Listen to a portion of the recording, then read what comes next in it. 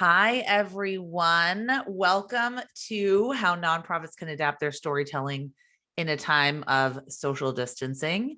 If you are listening to the recording on the podcast, welcome to all my Nonprofit Nation listeners. If you are live, which a lot of you are live, then welcome. Happy to have you here live. If you're listening to the recording, happy to have you listen to the recording. So just thrilled to have you with me today. And the reason that I am doing this webinar is because I am celebrating the opening of my course, which I only run once a year. It's called Storytelling That Sticks in the Digital Age. And you can register now. It's only open through at the time of this recording, it's only open until about May 30th. That's when we start class. And like I said, I really only run it once a year. So we're going to talk about storytelling that sticks at the end. I'm going to run through all the modules and I'm going to run through questions if you have any questions about it. Some of you might already be in storytelling that sticks. Some of you might have already taken it and been through it. So either way, I'm happy to have you. So check it out and I'll take questions about it at the end. So in times of great disarray, I don't know, what do we talk about in unprecedented times, in uncertain times, in social distancing times? How can we as nonprofits, as social change agents, adapt our storytelling? And the key here is that I want to share a story with you. I think storytelling is the same. I think the strategy and the principles are always the same, no matter where you are, no matter what time of year it is, no matter what's going on in the world. But I learned the principles of effective storytelling when I served in the Peace Corps. I was in the US Peace Corps in Senegal, and I went right after college. And what I found was that I had to spend about a year listening and learning and figuring out who are the kind of movers and shakers, who are the influencers, who are the decision makers, and what kind of stories can we tell to change hearts and minds and to really change behaviors. Because I came in with a communications background. I studied journalism in college. I was very into marketing, and I thought, oh, we'll just do a public health campaign. We'll just do all of these fantastic campaigns, and we will prevent malaria and prevent STDs and increase maternal health outcomes. The issue being, of course, that without trust and credibility built up, you are not able to effectively change hearts and minds or change behaviors. And that's really where storytelling comes in. So that's really where I learned it and kind of cut my teeth on it. So researchers used to think that language was created to coordinate work or battle plans. But in his absolutely must-read groundbreaking book, Sapiens, Yuval Harari found that language was actually invented to tell stories. So since the dawn of time, storytelling has been used as a way for humans to comfort each other, to debate issues, and to form social alliances. And great storytelling does more than simply communicate a message. It gets at the heart of how humans process information. And stories help us visualize how we can improve our own lives and the world around us. And popular stories and narratives define our culture, but also define our values and what we deem important. So here are 4 of my favorite books. The Westing Game, which I actually kind of want to read again. My daughter's reading it and I was just feeling nostalgic. Little Women, of course, A Wrinkle in Time, incredible. And Harriet the Spy is probably my all-time favorite book. But you can get a good idea of what I deem important and what I value and sort of what my ethics are. Harriet the Spy, one of the best books of all time. I actually I don't really want to say this, but I was trying to spy on my neighbors. It was inspiring me, but I think it's all part of how I developed my love for journalism and my love for storytelling. Because really at the end of the day, what Harriet does is she writes about other people in her notebook, but she wants to understand their stories. So it's actually very interesting. So it's Amazing book. So I suggest everyone read it. So not only is storytelling, it's a tactic, it's used for fundraising, it's used for marketing, but it actually affects the brain in significant ways. Humans are much more likely to pay attention to and remember narratives than they are statistics and data. So I do recommend that every marketer take a psych course or like an intro to neuropsych, because it's very interesting to look at the ways in which our messages actually affect the brain. So there's scientific data that proves that storytelling is incredibly effective in terms of marketing and messaging. So I really believe that mission-driven storytelling has the potential to change hearts and minds, especially around complex and difficult issues, because it can increase empathy and shift perspectives. So the stories we tell create the world that we live in. And as agents of social change, we have a unique responsibility, because trust in what we do is at an all-time low. The Edelman Trust Barometer came out and found in 2021 that 50% of US adults do not trust nonprofits to do the right thing. I mean, that just hits me in my little nonprofit heart. It really upset me when I read that. But trust in brands, institutions, organizations is at an all-time low. That doesn't mean they don't support our causes. It just means institutional trust. The content that we share should build a community of people who believe what we believe. And Seth Godin always says to shun the non-believers. That doesn't mean not trying to change people's perspectives, but it means focusing first on the believers and giving them the information that they need to then bring other believers in. And I do believe that we have a moral obligation to engage our communities on these digital platforms.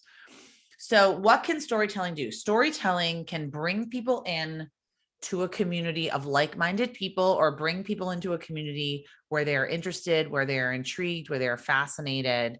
And another Seth Godin quote around marketing is, the goal of any marketing message, when I see it, I should say, people like us do things like this. People like me do things like this. And that is incredibly important, because we want to create a shared identity between the individual and the cause over time. A shared identity. This is the only way that we're going to turn people from passive to passionate. Now, we know a lot about the power of storytelling, the science behind storytelling, but when the rubber meets the road, okay, donors have told us they want stories. So there have been multiple studies conducted where donors are asked about the kind of communications that they want to receive from nonprofits, and 60%, you can look at this graphic, impact and success stories. That's the majority of what we should be sharing. We can also share news, we can share events, we can share progress towards our campaign goals, but impact and success stories needs to be the predominance of what we're sharing. So how do we do this? The stories we tell connect the dots for our audience and hopefully inspire them to be as passionate about our work as we are. And we know about the power and potential of storytelling to influence audiences and to persuade people to new ways of thinking. So why are common uses of digital storytelling so ineffective? Well, it's because we think about it only from our agenda. So we need to stop thinking of storytelling as a megaphone to promote our agenda, but we need to start thinking about it as a gift for our supporters. It's really a mindset shift. So what stories should we tell? Well, stories that are intentional, authentic, honest, inspiring, stories that bring soul to the human condition. Look at this story from the Gervais Syndrome Foundation. They're one of my clients. Meet Andy. Andy had her first seizure the day after her 4-month immunizations. It happened after her morning feeding. My husband and I had no idea what was happening. Neither of us knew much about epilepsy, and her seizure didn't look like what a stereotypical seizure looked like. I ended up FaceTiming with my mom, who's a pediatric nurse, and she recognized it as a seizure. When EMS arrived, we were told it was a febrile seizure and to take her to see her pediatrician. And what Dreve wrote, the foundation, our mission and work are driven by warriors like Andy. Help us continue our journey towards a cure for Andy by donating today. If you look at what Save the Children does, Save the Children frequently shares stories to create community. Now I can dream for a better life for my sons. And it talks about the problem. Sohan's mother earns just $250 per day to provide for her 2 sons. They also face the threat of living in a hotspot for Bangladesh's sex work industry. Now their family's building a brighter future and daring to dream, thanks to the opportunity to pursue an education. And they invite you to read on. And then Amira Incorporated, what I love about this particular story is it's inviting people in to celebrate the story. So it says, one of the women in our program just got a job. Navigating the hiring process is difficult and scary. We're so proud of her for putting herself out into the workforce and committing to the job search process. Help us congratulate and encourage this woman with a comment of kindness below. It's inviting you in to the story without sharing names and identifying details. You don't have to do that. So I have some email examples for you. If you go to bit.ly /NP COVID, and if you're listening to this on the podcast, you're going to need to get the slides, or you're going to need to email me for that link, because you do need to have it correctly spelled correctly. But I have a ton of examples of, communications during COVID, which we are still in. I mean, let's not forget that COVID is still happening. There's still a pandemic. It's still occurring across the globe. Even cases are spiking in different places. So we can't forget that people are still thinking about it. So there are fundraising appeals here. There are social media updates, stories of hope, emergency funds, activities. I mean, there's all sorts of playbooks and examples here. So it is bit.ly /N P C COVID. That's my Google Drive of examples. And I've highlighted some here.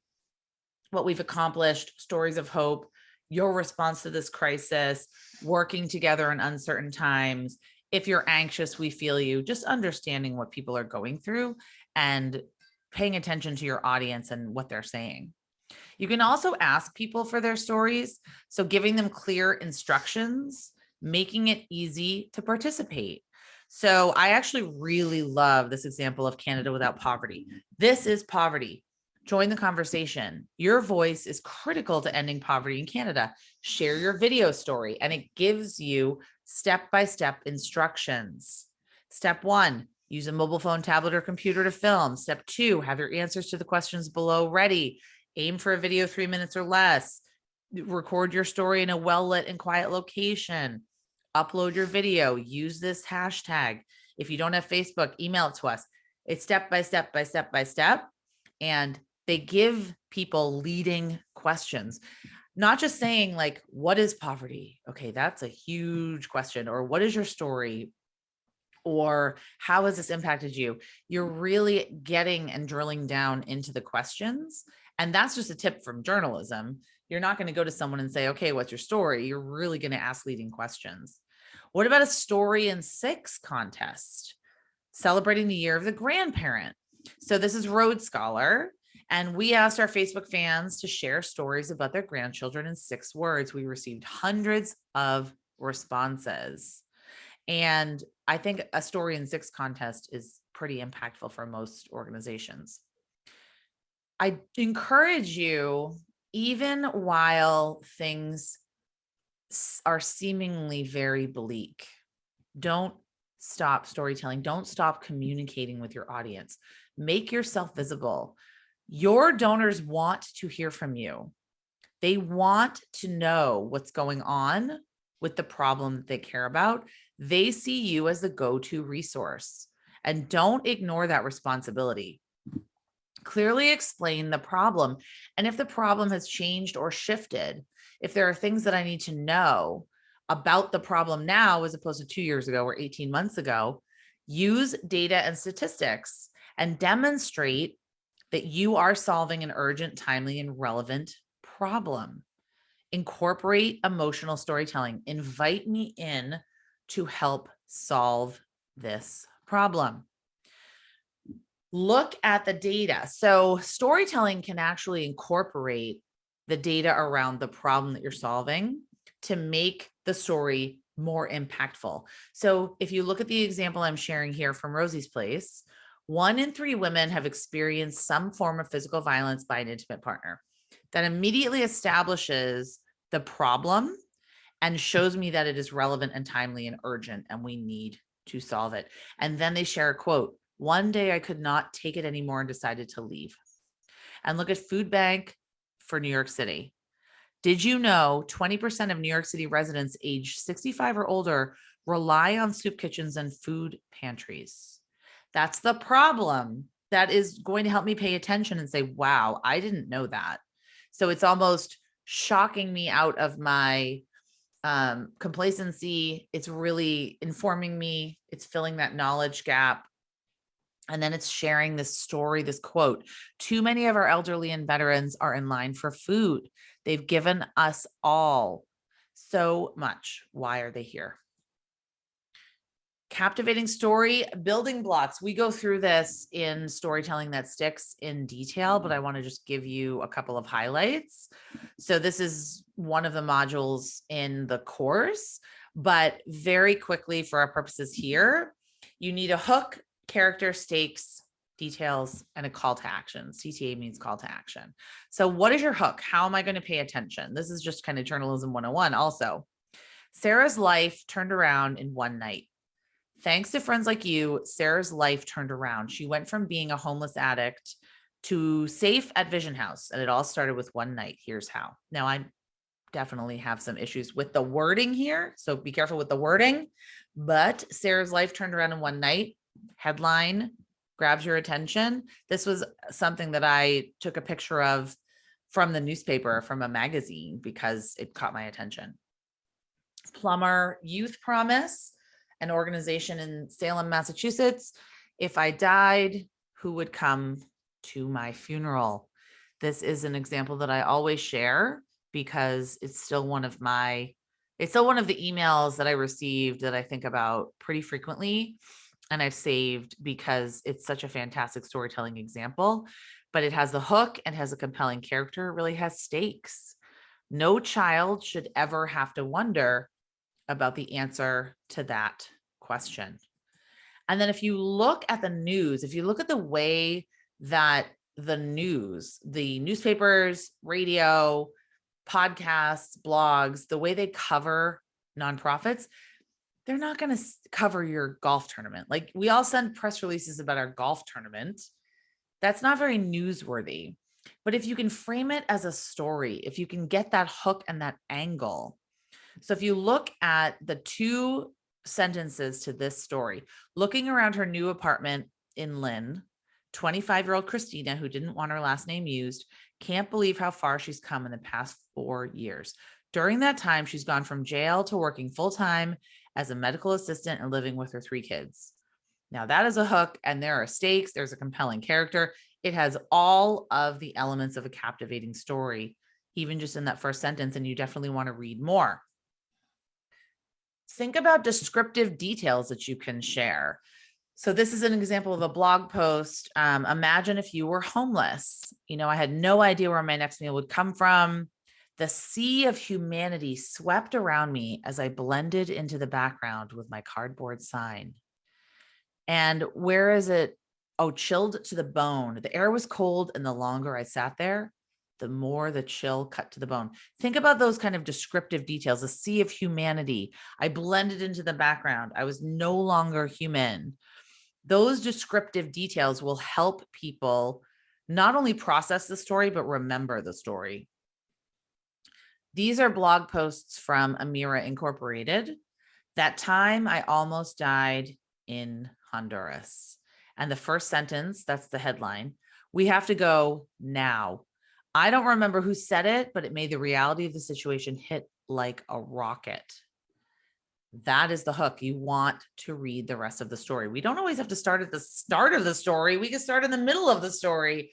Oftentimes, those are the best kinds of stories, right? I think if you see a TV show now, it very rarely starts from the very beginning. It kind of starts from the middle or starts from the an inciting incident, and then it grabs your attention and gets you to pay attention to the exposition. So your stories are the gold. This is what Andy Goodman of the Goodman Center says. Think of the story itself as gold. You mine the gold, you capture the story. Then you bring it back to your office and you need to pound that gold into different shapes and sizes depending on whom you're talking to and also where you're telling it. So whether you want to make a bracelet or a ring or a watch, this is where you're going to share your stories. It's going to be how you determine where to share your stories. So where you share depends on, of course, your goals, your overarching goals, what you're hoping to accomplish. What do you want to achieve with digital storytelling? What does success look like? What do you want people to do? And it could be make a donation, or it could just be, I want people to really understand what we go through. I want them to sort of get a feel for what we do at our organization. I want them to experience empathy for the community that we are working with. So if you really think about what stories can do, there are lots of different calls to action, but you do want to definitely choose one. And it really could be like, comment, share, get engagement. It doesn't have to be click away to the website. So where you share these stories also depends on your target audience, of course. Where do they spend their time? Which platforms do they use? Where are they most active? Because what happens is that we tend to want to attract everyone like a magnet to us. It's very difficult to force people to read your story on Facebook when your target audience is actually all on TikTok. So we need to go where they are and be on the channels that they are using rather than try to force a square peg into a round hole. It also depends on, your capacity. Like, do you have staff members to do this? How much time do you have? What kind of budget do you have? So this really goes back to, if you have 20 minutes a day to take a walk, that's better than nothing. But if you can do it every single day, or if you can do an hour a day, it really depends on your capacity, your time, your budget. And if you're shoehorning it in with a bunch of different things, then you're going to get different results than an organization that has a little bit more capacity. Some places to share your stories, obviously your website. I know that nonprofits think about their website as a brochure, and it really bothers me and drives me nuts. Why don't we feature our best content on our website? Think about the Denver Rescue Mission. This is an example of what the Denver Rescue Mission does. Stories of changed lives. Evan's image of himself was distorted. Meth, alcohol, cocaine. He was held captive to his addiction, but he's no longer an addict. Today, he's healthy, he's sober, and he's taken on a new image. And a lot of the stories like that, you can tell them from people's own words. So this is Pine Street Inn, this example. Moving in to this place means freedom. Dawn, a Boston native, returned home after 32 years to deal with health issues. After hitting rock bottom and experiencing homelessness, Dawn settled in one of Pine Street's permanent supportive housing locations. And think about the colors, think about the vibrancy, think about what's going to grab attention, what's going to grab eyeballs. But sharing these stories, why don't we do more of this on our website? I don't know. Sharing stories in email. St. Jude's Children's Research Hospital. They send a weekly news. That's right, they email weekly, but it's very short and sweet. It's a featured patient story with a fantastic photo. So this email says, patient Anna wasn't able to celebrate her 16th birthday at home. Instead, a group of friends from her hometown made the journey to St. Jude, making her birthday a sweet success. Read her story, and then you can click over to the website if you want to read more. But they design these emails for mobile devices. They design these emails for people that are busy. They design these emails for people that are on the go and probably reading their email first thing in the morning or checking their email when they're at their kids' soccer practice, whatever it might be. So think about how you can make your emails juicier, full of more stories, and get people to click over to your website. Save the Children. I recommend everyone sign up for the Save the Children email because it looks exactly like this example. It's a lot of photos with text overlay that kind of grabs you, and really short, sweet, to the point, succinct stories where you can click on donate now, you can click on read on. And if you were interested in the story, you can explore more of it. Metro West Legal Services. I love how they put the title, thanks to you, Hannah is safe with her father and will hopefully be granted legal status to stay in the United States. So it's sort of the summary of the story in the headline, and then it will tell you the entire story in the email. And this is an email. This is one email. And the key with this is just to stay top of mind and to remind me why I'm a part of this community, to make me proud, make me happy, make me feel like supporting Metro West Legal Services is part of me creating a meaningful life. It's part of who I am. It's part of my identity. And it's just part of my values. So not every email needs to be 7,000 links and 55 stories. Oftentimes donors really just want to see the impact of their donation. And then of course, we should be sharing a lot of stories on social media. So our posts, they need to be short and sweet, poignant. They need to have eye-catching visuals. They need to have specific calls to action. This is Boston Children's Hospital. It's a gorgeous little picture of Oliver, who is 1 year old, standing next to a little snowman. And it says, today's Oliver Cameron's first birthday. Help us send birthday wishes all the way to England, where this adorable redhead is back home celebrating his successful surgery at Boston Children's to remove a large heart tumor. Happy birthday, cutie. And then people can like it, they can comment, they can participate, they can feel like they're part of a community. This is what we do on social media, right? We don't want it just to be a broadcast mechanism. We don't want it just to be a billboard. We want to use it to have that two-way conversation and engagement. Best Friends Animal Society. They're frequently asking for donations, and they do it in a very specific way using storytelling. Though she's only 6 years old, Fiesta has survived the cruel life of a dog fighting ring, and she has the health issues to prove it. So that's the problem. That's the hook. Thankfully, now she's at Best Friends, where she'll receive all the medical attention she needs, and with any luck, the chance to open up and love. I love that so much. And the call to action. Can you give just $5 to help Fiesta and other animals like her? It's easy to make a gift today by clicking the donate button below, and it's signed from a person. Don't assume that people know what you want them to do after they read this fantastic, compelling, captivating story. Be as specific as possible with your call to action. Now, I know a lot of you, either on this webinar or listening to the podcast, have challenges with confidentiality, safety issues, and you cannot release identifying details of your clients. And I want you to know that I've worked in domestic violence for years. I've worked with rape crisis centers. I've worked with organizations that prevent sexual exploitation. I've worked with foster care. I've worked with probably every kind of agency you can imagine. So I understand the need to protect confidentiality. You can do this. You can tell stories through the third person.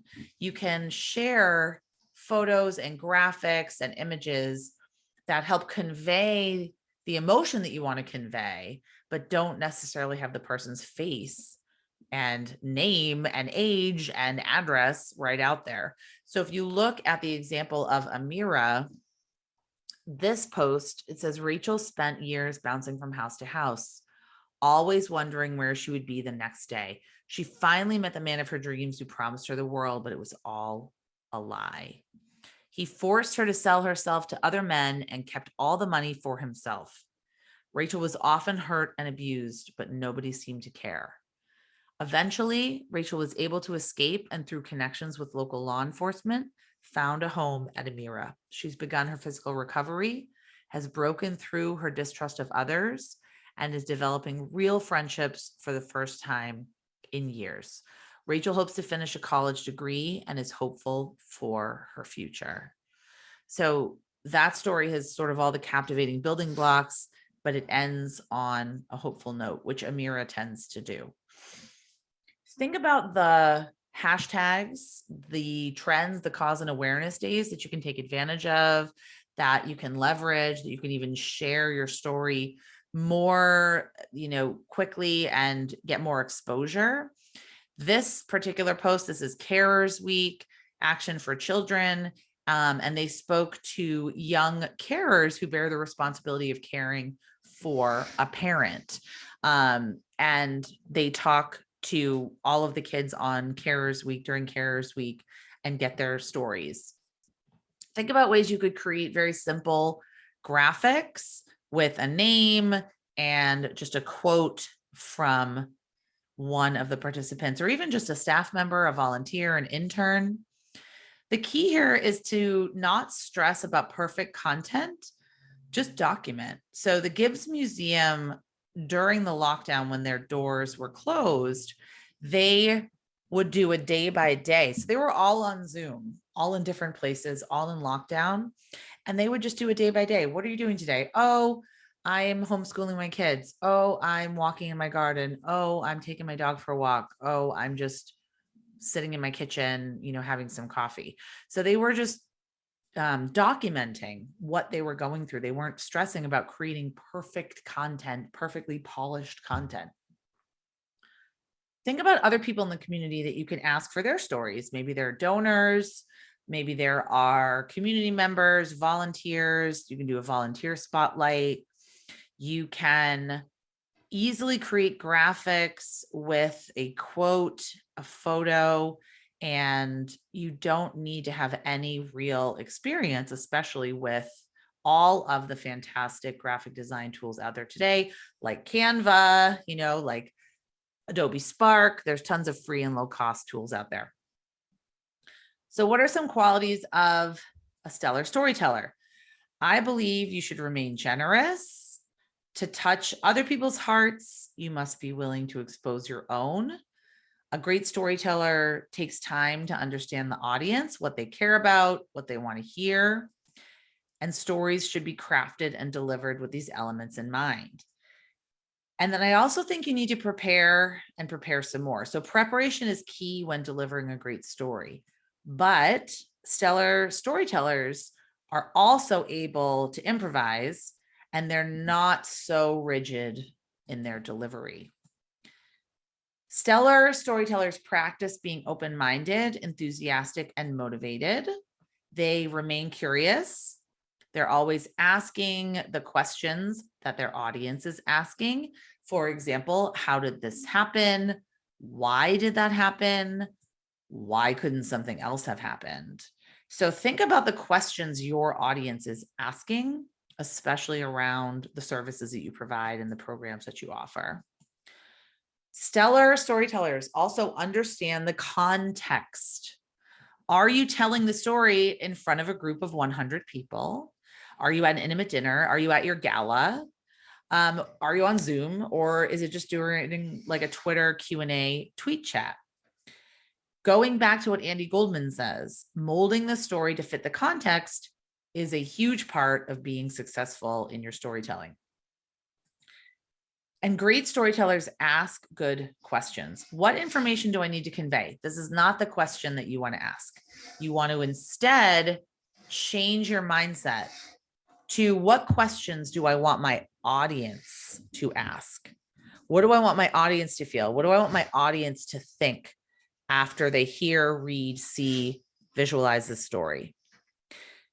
The art of storytelling is your most powerful weapon in the war of ideas. Carmen Gallo said that, and I firmly believe that. Okay, so before we get to questions, I see some things coming in the chat. Oh, thank you, Nicole, for putting the link to the examples in the chat. I love it. So make sure you put your questions in the Q&A because I will take a few questions. Actually, I'll take as long as we need. I want to share with you my course that I'm really excited about that I only run once a year. And I developed it because I found that I have my social media course, my Social Media for Social Good Academy. I teach a lot about digital, fundraising, but I found that people really struggle, nonprofits really struggle with creating a system to collect and craft and share stories. So the syllabus, let me see if I can find the link. The syllabus is here. It's a Google Doc. I will put it into the chat for you. It's also at storytellingthatsticks.com. But module 1 is where we really set up your system, and we want to set you up for success long term. This is where we're going to determine the best types of stories based on your goals and audience, how to ensure ethical storytelling practices, how to create a storyteller's bill of rights, how to set up your storytelling calendar, and then strategies to get buy-in from your coworkers, supervisors, and board members. And then module 2 is crafting those captivating stories that stick. So we go in detail through the essential building blocks. Not only that, but how to get people to actually go from passive to passionate, how to get people to take action, how to grab attention with a hook, how to craft powerful calls to action. And then this is my favorite: common challenges, including confidentiality restrictions, and the fear that you don't have a sexy cause. You have a sexy cause, because remember, I feel like sexiness is all about confidence, right? If you've got the confidence, then you have a sexy cause, and I will show you how and why you do. And then module 3 is how to share the stories on website, email, and social media. So how often to share stories, which platforms, how to use multiple channels, how to fill out a calendar, how to create great emails, and then how to balance all of this planning ahead with spontaneity. And then the last module is spreading your stories that stick. So this is where we're going to dive deeper into digital tools like live streaming, how to create a storytelling ambassador program, how to create visuals, video on a shoestring budget, and then specifically more ways, like advanced ways like Facebook ads, social ads, how to use specific social media channels. We'll kind of dive a little bit deeper and go more into the weeds on how to use these digital tools to spread the stories far and wide, and how to get people to really pay attention, like how to get people to actually really spread the stories for you. Oh, okay. So I think, yeah, this is the same one, but it's really only 4 modules. And then the bonus, visual storytelling in a digital world. So I will have a bonus training for you a few months after the course. And this is where we go into visual storytelling platforms, Instagram, Snapchat, TikTok. I'm going to have some guest speakers, and then how to use it to drive donations in a fundraising campaign. And this is really where I will go into the tools that I like to use to create visuals, especially on a bootstrap budget. There's also a lot of bonuses when you sign up. that you will get in a couple of different weeks. I'm just going to upload them right to the platform. Things like how to launch an emergency crowdfunding campaign, how to drive donor engagement with social media, a lot about social media ambassadors. So you'll get all of these different bonuses when you sign up. And then just going through what you get when you enroll, and it doesn't really change year over year, but every year I wonder if I'm going to run it again. So, I would recommend, I don't know if I'll run it again next year. I might be doing something else. I've got other irons in the fire. But what you get this year, you get the 4 modules taught live by me. There's a week in between that I call implementation week, where we do the homework, we do Q&A, and we really work through things together so we can get all caught up. And then there's going to be trainings around ethical storytelling, visual storytelling, study hall sessions, tons of checklists, worksheets, resource guides. And then you also will get invited to the Facebook community just for students. And you will also have access to me via email throughout the course to sort of get your questions answered. You also have lifetime access to the course, by the way.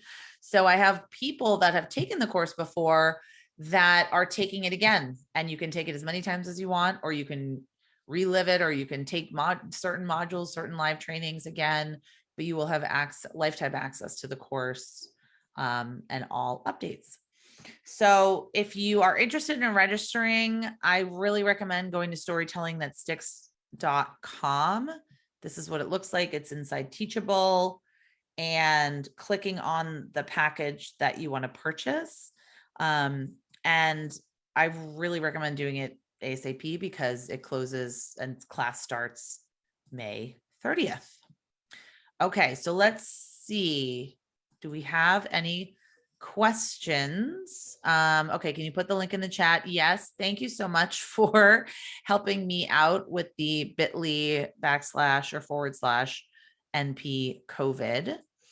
And then another question. Susan says, what are some guidelines in telling stories without exploiting the people that we are helping? Well, I think first of all, asking that question is incredibly important. I think we should all be aiming to tell stories without exploiting people.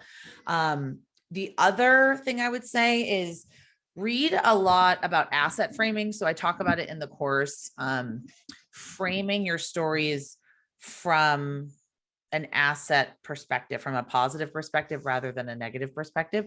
So a great example of that, Donors Choose. If you look at donorschoose.org, they tell all their stories, and they are really cognizant of not saying, here are some poor kids in a school in Baltimore, please help them get iPads. They talk more about what would be possible and their vision for what it could look like. And they invite you into this story of, what we want to do in this classroom and what we think is possible if we had the resources. So it's much more about asset framing than it is, I guess, deficit framing. I don't know what the word would be. I also have a podcast episode. I have 2 podcast episodes, actually. One is with Calliope Galeros, and it's all about ethical storytelling.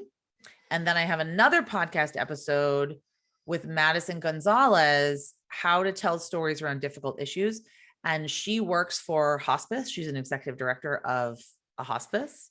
Talk about very difficult stories that she collects and shares, and she has a podcast. So I would recommend go to, Nonprofit Nation, check it out on any of your podcast apps, but look at the one, the ethical storytelling one. And there is another episode around how to tell stories around very difficult issues. And they're going to give you firsthand case studies and just fantastic examples of how they do it. Donna says, is access to the Facebook group during the course ending when the course is over? It doesn't end. I still have all my lovely people in the Facebook group. from the very first time I ran this, which I think was maybe 3 years ago, I still have all of those students in there. So no, it doesn't end. I won't kick you out. I won't kick you out of the group, but so that's another one that's lifetime access. So it's a pretty tight knit community. There's probably about 125 people in there. And of course they're vetted. I mean, they have to be in the course to be in there. So there's no spammers, there's no extraneous information. But that's a really great question. So access to the Facebook group is not just during the course. It's forever. It's for as long as you want to join in. Okay, well, let's see if there are any other questions that you have. You can always email me, julia@jcsocialmarketing.com. You can go to the website, Storytelling That Sticks. There's actually a little chat bot that will come up. And if you type a question in the chat, if you type it at 2 a.m., 3 a.m., 4 a.m., whatever time you are, I will be able to respond to it. It'll go right to my email and I'll be able to respond to it. So, all right, well, let me know what you think and let me know if you have any questions. I'd love to see you in the course, but if not, you'll get this recording.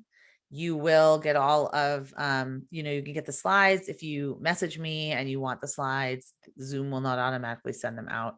And once again, thank you to all of my podcast listeners, my nonprofit nation. I love all of you. And I will see you soon. Okay. Thank you. Have a great weekend, everybody.